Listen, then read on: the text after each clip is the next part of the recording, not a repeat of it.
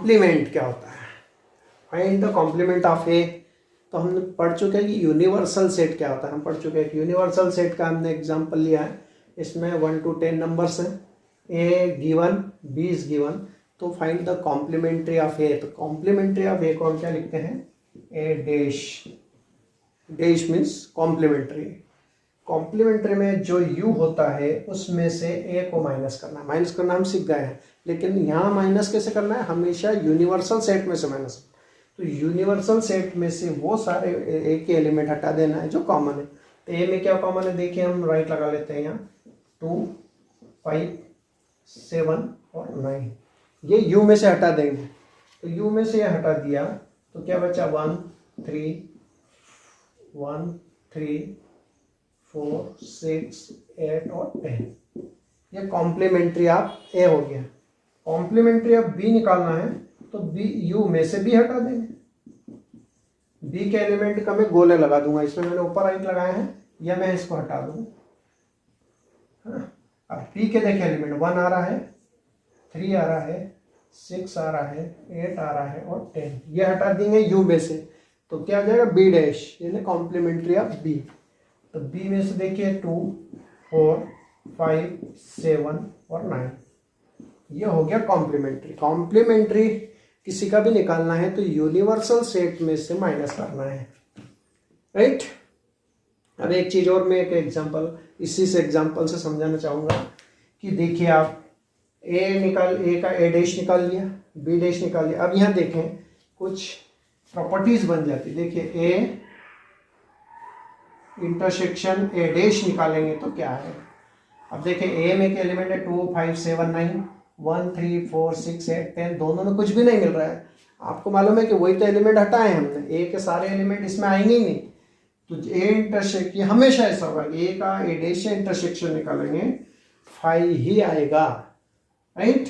यहाँ बी का निकाल के देख लो, बी का बी डैश से इंटरसेक्शन निकालेंगे, इनमें कुछ मिलेगा, कुछ नहीं मिलेगा, क्योंकि यही वाले एलिमेंट तो हमने हटाए इसमें से, तो जो बच्चे हुए लिखे थे, तो इनमें भी कुछ भी नहीं मिलेगा। तो ये यूनिवर्सल ट्रूथ हो जाएगा कि ए का ए डैश से इंटरसेक्शन फाइंड करें तो 5 आ जाएगा, और बी का बी इंटरसेक्शन से बी डैश से इंटरसेक्शन निकालें तो 5 आ जाएगा। और ये हमेशा होता है, चाहे डी इंटरसेक्शन डी डैश निकाले, सी इंटरसेक्शन सी डैश निकाले, है ना, तो हमेशा 5 ही आना है।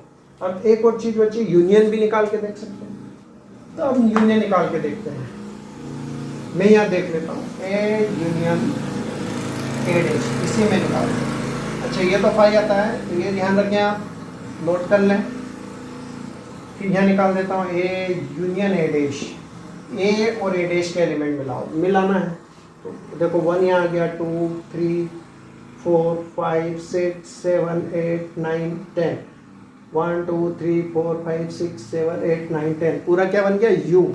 तो लिखना नहीं है पूरा, अपने को लिखना है यू, और ऐसे ही बी यूनियन बी डैश भी निकालेंगे तो यू आ जाएगा यूनिवर्सल से। तो ये यूनिवर्सल ट्रूथ है, कोई से भी सेट के लिए A intersection A dash, B intersection B dash, C intersection C dash और डी इंटरसेक्शन डी डैश, जो भी हो, जितने भी सेट हो उनके इंटरसेक्शन से डैश से उनका इंटरसेक्शन फाइंड करेंगे तो ऑलरेडी 5 आएगा, और यूनियन निकालेंगे तो यू आएगा। A union U A dash, B union B dash, C union C dash, D union D dash, ये यूनिवर्सल ट्रूथ हो गया, होता ही है। चाहे उसके लिए एग्जाम्पल आपको दिए हो या ना दिए हो, आपको बता दिया कि व्हाट इज दिस, तो आपको डायरेक्ट लिखना है कि ये होगा, यहाँ क्या होगा, यहाँ क्या होगा, है ना। तो यूनियन किस में आता है, यू वाले में यूनियन आता है, ध्यान रखो, और इंटरसेक्शन में 5 आता है। अब मैं इसी एग्जांपल से आपको बताना चाहता हूँ डी मॉर्गन्स लॉ क्या होता है। बहुत सारे बच्चे डी मॉर्गन्स लॉ को ही भूल जाते क्या होता है। डी मॉर्गन्स लॉ ये होता है, ये आपको प्रूव करना होता है। क्या प्रूव करना होता है, आपकी बुक में नहीं लिखा है कि डी मॉर्गन्स लॉ, आपकी बुक में तो ये लिखा है कि ए यूनियन बी का होल डैश ए डैश इंटरसेक्शन बी डैश के इक्वल होता है, राइट। तो ये प्रूव कैसे करना है, तो मैंने ए और बी अपन निकाल ही चुके हैं, ए डैश बी डैश निकाल चुके हैं अभी पे लास्ट क्वेश्चन में। अब ए यूनियन बी निकाला, क्या निकाला हमने, ए यूनियन बी, 1 2 3 सबको मिला दिया, है ना। 1 2 3 4 नहीं है इसमें, 5 6 7 8 9 10, राइट।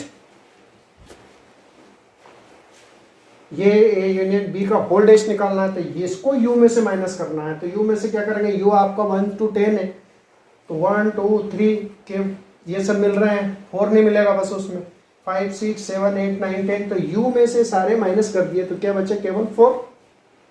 अब हमने ए डैश निकाल चुके हैं, बी डैश निकाल चुके हैं, इनका इंटरसेक्शन निकालेंगे। इन दोनों में क्या कॉमन है, 4 ही कॉमन है केवल। तो इन दोनों से फर्स्ट और सेकंड से हमने प्रूव कर दिया कि ए यूनियन बी का होल डैश ए डैश इंटरसेक्शन बी डैश के इक्वल होता है। जस्ट समझ लो कि यहाँ यूनियन है तो इंटरसेक्शन आएगा, और यहाँ यदि इंटरसेक्शन है तो यहाँ यूनियन आएगा। ये दो टाइप से है डी मॉर्गन्स लॉ, तो वो भी हम प्रूव करने चाहेंगे। अभी हमने ए यूनियन बी का होल डैश निकाला, तो वो सेपरेट सेपरेट इंटरसेक्शन के इक्वल होगा। अब दूसरा हम ले लेते हैं, जस्ट इसका अपोजिट था, ए डैश बी डैश पे निकले ही हैं। अब यहाँ पर ए यूनियन इंटरसेक्शन बी निकालना है, ए इंटरसेक्शन बी निकालना, तो इनमें कुछ भी कॉमन नहीं है, 1 यहाँ है, 2 यहाँ है, 3 यहाँ है, 5 6 7 8 9 कुछ भी कॉमन नहीं है, क्या है, 5। अब इसका होल डैश निकालेंगे, तो होल डैश का मतलब समझ में आ गया ना आपको, u में से ये माइनस करना। अब u में से कुछ भी माइनस नहीं करना, कहने का मतलब। तो u वाले नंबर क्या थे, 1 2 3 4 5 6 7 8 9 10, तो पूरा u आ जाएगा, है ना। अब ए डैश यूनियन बी डैश निकालना। अब यूनियन निकालना, इन दोनों को मिला के लिखना है, तो 1 2 3 4 कॉमन एक बार लिखना है, 5 6 7 8 9 10, ये सारे लिखे। अब इन दोनों के देखेंगे तो सेम है, सारे एलिमेंट सेम है, तो हम कह सकते हैं कि ए इंटरसेक्शन बी का होल डैश ए डैश यूनियन बी डैश के इक्वल होगा, राइट। यहाँ यदि इंटरसेक्शन है होल डैश में तो यह यूनियन आएगा, और यदि यहाँ यूनियन है तो यहाँ इंटरसेक्शन आएगा। इसको बोलते हैं D Morgan's law. Venn diagram, Venn diagram कैसे बनाते हैं, आपका यू दे रखा है, ए दे रखा है, बी दे रखा है, सी दे रखा है। वेन डायग्राम में आपको ये बताना पड़ेगा कि वेन डायग्राम किसका निकालना है। जैसे ए डैश का वेन डायग्राम निकालना, ए डैश का, तो ए डैश का क्या, हमने यू बनाया, यू यानी कि यूनिवर्सल सेट, और इसके अंदर ये ए बी सी सब सेट बने हुए हैं। सबसे पहले यदि ए डैश बनाना है तो सबसे पहले ए बनाएंगे, तो ये सेट है आपका ए, तो ए के एलिमेंट लिख देंगे इसमें 1 4 6, इसमें लिख दिया 1 4 6। अब जब बाकी बचे हैं यू में वो लिख देंगे, जैसे 1 4 6 आ चुका है, तो अब इसमें और कितने बचे, तो यहाँ बचा है 2 3 4 आ चुका है, 5, तो है ना 2 3 और 6 आ चुका है सर, 5। तो ए डैश में कौन से एलिमेंट आ गए, ये वाला जो शेड पोर्शन करा मैंने, ये ए डैश है और ये ए है, और इन दोनों को मिला के यू बन जाएगा। देखो 1 2 3 4 5 6 1 2 3 4, क्योंकि यू में पूरा है आएगा, वो यू के अंदर ए है तो ए के सारे एलिमेंट बन जाएंगे, तो ये हो जाता है ए डैश। ये हमने लिया है, ठीक है। एक सिंपल बनाया है मैंने, u दे रखा है 1 2 6, a दे रखा है, b दे रखा है, c। अब इसको वेन डायग्राम कैसे बनाए, तो सबसे पहले तो हम एक बड़ा यूनिवर्सल सेट बनाते हैं जिसको u लिखते हैं, फिर हम देखते हैं थोड़ा सा कि a और b और c में कुछ कॉमन है क्या, वही ज्वाइंट है डिसजॉइंट, तो डिसजॉइंट तो नहीं है, डिसजॉइंट होते हैं तो हम ऐसे इनको अलग अलग बनाते। अब हम ऐसा एक आइडिया लग ही जाता है कि तीनों में कम से कम एक एलिमेंट मिल रहा है, एक ही देख लो, एक से ज़्यादा मिल रहा हो तो बात अलग, एक मिल रहा है यानी कि आपको इनको ऐसे क्रॉस करके बनाना है, क्योंकि तीनों डिसजॉइंट नहीं है, जॉइंट है। अब ये नंबर कैसे फिल करेंगे, तो ये देखिए आप, सबसे पहले एक एलिमेंट फिल करेंगे, 1 2 4 6। पहले देखेंगे कि तीनों में कॉमन क्या है, तो हमें दिख रहा है 4 कॉमन है, तो 4 कहाँ लिखेंगे, यहाँ जरूरी नहीं कि 2 ही हो, 4 हो, एक और भी एलिमेंट कॉमन हो सकता है, 2 और भी हो तो यहाँ 3 भी एलिमेंट हो सकता है। हमने केवल 4 लिखा है, एग्जाम्पल लिया है कि 4 इसमें कॉमन आ रहा है। फिर देखेंगे कि 4 कॉमन आने के बाद ए और बी में क्या कॉमन आ रहा है, तो ए और बी में देखेंगे, तो ए और बी में देखेंगे तो 2 आ रहा है, बाकी 4 तो पहले आ चुका है, 6 भी आ रहा है, ए और बी में क्या आ रहा है, और 6 भी आ रहा है। तो वो दोनों कहाँ लिखेंगे, इन दोनों में, मैंने यहाँ लिख दिया था, कहाँ लिखेंगे 6, तो ए और बी में 6 आ रहा है, कॉमन आ रहा है ना, 2 और 6, 2 और 6, ठीक है। अब बी पे आते हैं, तो बी में हमारे एलिमेंट हो गए, एक मिनट, 6 भी तीनों में कॉमन है, सॉरी 6 भी तीनों में कॉमन था।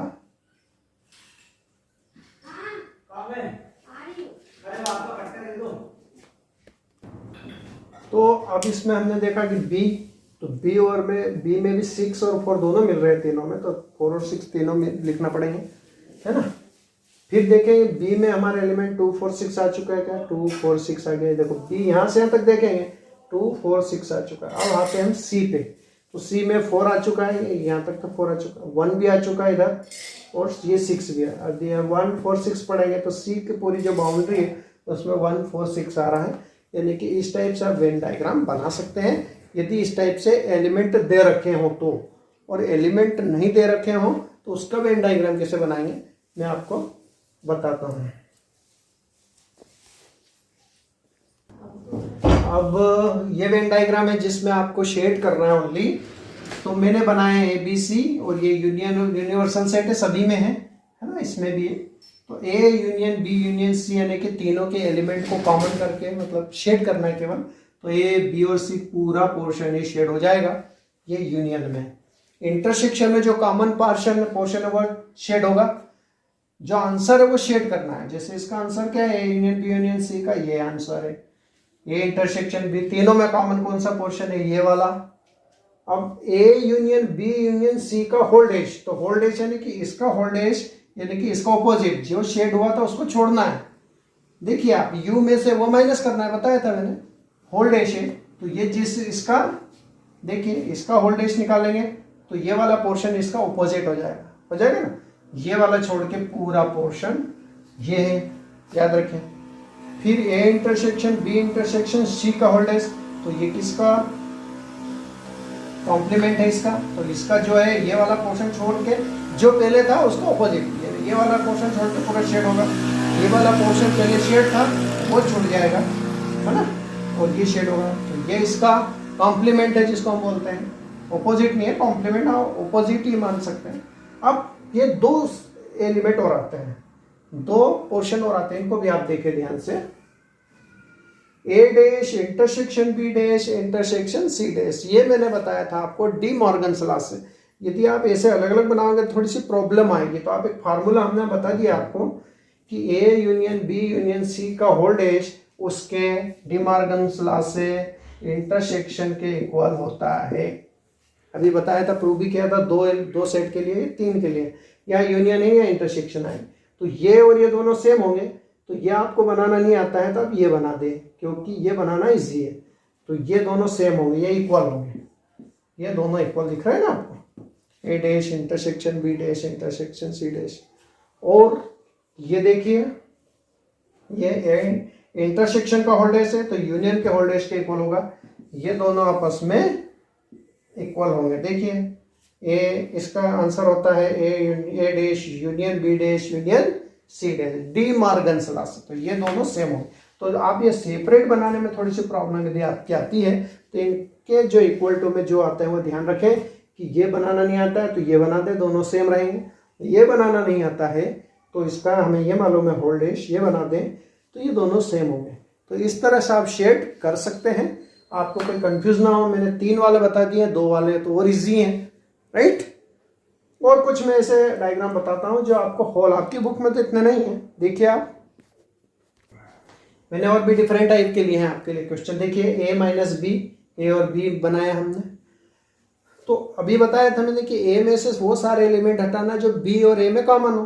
तो A कौन कौन से जो बचेंगे A में से वो लिखना है। तो बचने वाले देखो कॉमन वाला पोर्शन ये है तो ये हटा दिया, A में से हटाना है, तो ये A यहाँ तक है, इसमें से कॉमन वाला पोर्शन हटा दिया तो ये हमारा आंसर हो जाएगा। सेम ऐसे ही B में से हटाना है तो B वाले आ जाएंगे एलिमेंट, उसके कॉमन वाला पोर्शन माइनस हो जाएगा।